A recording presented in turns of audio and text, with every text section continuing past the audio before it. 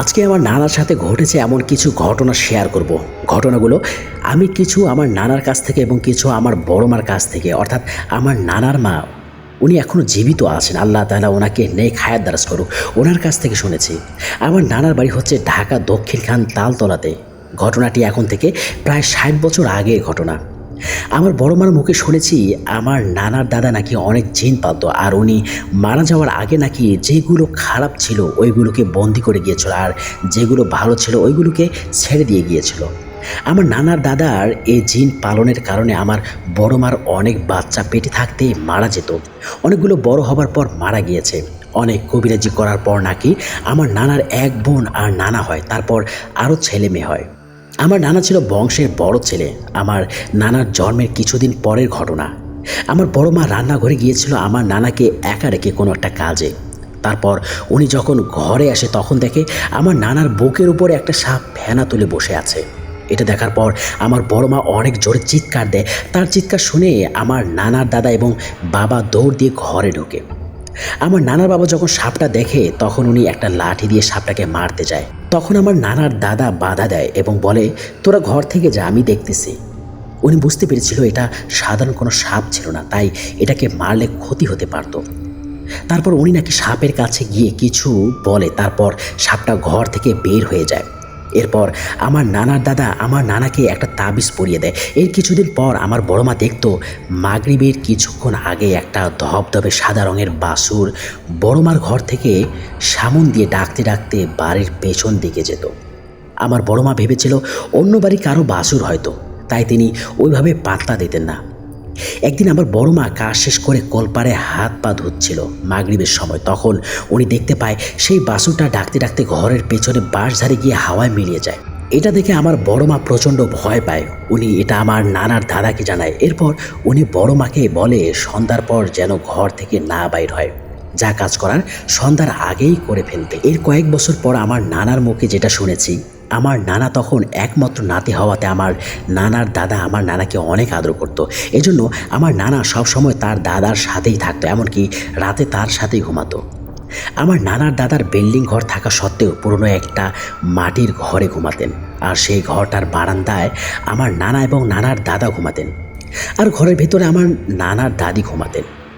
আমার নানা প্রতিদিন ঘুমানোর আগে দেখতেন তার দাদা ঘুমানোর আগে সেকার মধ্যে একটা মাটির হাঁড়িতে দুধ ঝরিয়ে রাখত। আগের দিনে মানুষ যেটা টাঙিয়ে হাঁড়ি পাতিল রাখতো সেটা হচ্ছে সিকা। তো এমনই একদিন রাতে আমার নানা তার দাদার সাথে ঘুমিয়েছিল। রাত যখন গভীর তখন আমার নানা ঘুমের মধ্যে শুনতে পায় তার দাদাকে এক মহিলা ডাকছে, এই ওঠেন, ওঠেন বলছি, এরকম বলে বারবার ডাকছিল। নানার দাদা বারবার বলছিল, যা এখান থেকে। তখন আমার নানা চোখ মেলে তাকিয়ে দেখে একটা মহিলা কাপড় পরা, মাথায় ঘোমটা দেওয়া। আমার নানা দেখে ভেবেছে এটা আমার নানার দাদি। যখন ওই মহিলাটি চলে যেতে নেয় আমার নানা ভাবে তার দাদি রাগ করে চলে যাচ্ছে, তাই আমার নানা ঘুম থেকে উঠে তার পেছনে পেছনে যায়। আমার নানা ওই মহিলাটিকে ডাকছিল, বুবু, বুবু একটু দাঁড়াও।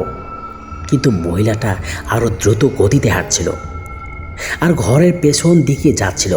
যখন মহিলাটা আমার নানাদের ঘরের কোণাটা ক্রস করতে নেয় তখন আমার নানা ওই মহিলার কাপড়ে আঁচল ধরে টান দেয়। এরপর উনি যেটা দেখতে পান এটা দেখার জন্য তিনি মোটেও প্রস্তুত ছিলেন না। একটা বীভৎস চেহারা, সারা মুখে লোমে ভরা, মুখ দিয়ে সাদা সাদা লালা পড়ছে, কুকুরের মতো জিহ্বাটা বাইরে বের করা, আর পা দুটো ছিল উল্টো দিকে। এটা দেখে আমার নানা ভীষণ পায়। মহিলা রূপে যে জিনটা এসেছিল সেটা তখন পালিয়ে যায়। এর মধ্যে আমার নানার দাদা চলে আসে, এসে নানাকে বকা শুরু করে সে কেন এখানে আসছে, তার দাদি তো ঘরে ঘুমাচ্ছে।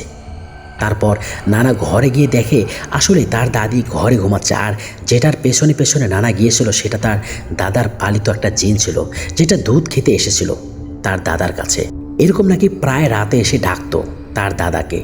আমার নানার দাদা সপ্তাহে 1-2 বার বড় করে অনেকগুলো খাবার কলাপাতায় করে ঘরের উঠানে গভীর রাতের বেলায় এই জিনগুলোকে ভোগ দিত, এবং সকালবেলা আমার নানা উঠে দেখতো এত খাবার তো কিছুই নেই, কলাপাতাগুলো শুধু একদম পড়ে আছে। একদিন আমার নানার ফুপু, তার থেকে 3 থেকে 4 বছরের বড় হবে, উনি একদিন নানার দাদার কাছে বায়না ধরল, বাবা তুমি যে জিনগুলো পালো সেগুলোকে আমাকে দেখাও। আমার নানাও তার সাথে বায়না ধরল। আমার নানার দাদা বলে, তোরা ভয় পাবি, ওদের দেখতে অনেক ভয়ঙ্কর। কিন্তু আমার নানার ফুপু জিদ ধরে বসলো, সে দেখবেই। ওই দিন রাতের বেলা সবাই খাবার খেয়ে ঘুমানোর পর আমার নানার দাদা নানাকে এবং তার ফুপুকে তার ঘরে ডাকে। তারপর ঘরের কফি নিভিয়ে দেয়। পরে তার পালিত জিনগুলোর মধ্যে একটিকে ডাকে। যখন নাকি জিনটা চলে আসছিল তখন ঘরের চালে ধপ ধপ করে কিছু শব্দ পড়ছিল। তখন তারা বুঝতে পারে জিনটি ঘরে প্রবেশ করছে, কিন্তু ঘর অন্ধকার থাকার কারণে আমার নানা ও তার ফুপু কিছু দেখতে পারছিল না। ঠিক তখনই আমার নানার ফুপু ঘরে থাকা হারিকেনটা ধরিয়ে দেয়। তখন আমার নানা যেটা দেখে তার জন্য সে প্রস্তুত ছিল না। উনি দেখে একটা লম্বা মানুষের মতো, কিন্তু তার শরীরের কোনো মাথা নেই, পুরো শরীর লোমে আবৃত। চোখ আর মুখ বুকের মধ্যে ছিল, পা দুটো ছিল পেছনের দিকে। আমার নানার ফুপু খুব সাহস ছিল, তাই উনি ভয় পায়নি, কিন্তু আমার নানা অনেক ভয় পেয়েছিল। এই ছিল আমার নানার দেখা ঘটনা। আমার নানা বাড়িতে আরও অনেক ভৌতিক ঘটনা আছে। এখনও মানুষ অনেক কিছু দেখতে পায়, অনেকের ক্ষতি করেছে, মেরেও ফেলেছে। পরে একসময় এই ঘটনাগুলো আপনাদের কাছে শেয়ার করব। এই ঘটনাটা যদি ভালো লেগে থাকে তাহলে অবশ্যই প্রচার করবেন। এই ছিল আজকের একটি ঘটনা। যদি ভালো লেগে থাকে তাহলে অবশ্যই লাইক করবেন, কমেন্ট করবেন এবং শেয়ার করবেন। আর হ্যাঁ, আপনারা যদি এই চ্যানেলে নতুন হয়ে থাকেন তাহলে অবশ্যই চ্যানেলকে সাবস্ক্রাইব করে বেল বাটনটি বাজিয়ে দেবেন। নতুন ঘটনা শোনার আমন্ত্রণ জানিয়ে আমি এখানে বিদায় নিচ্ছি। নীরব নিরাশা, দ্য মোস্ট ইম্পর্টেন্ট টিউন ভূত 92। সকলকে আসসালামু আলাইকুম রহমতুল্লাহ।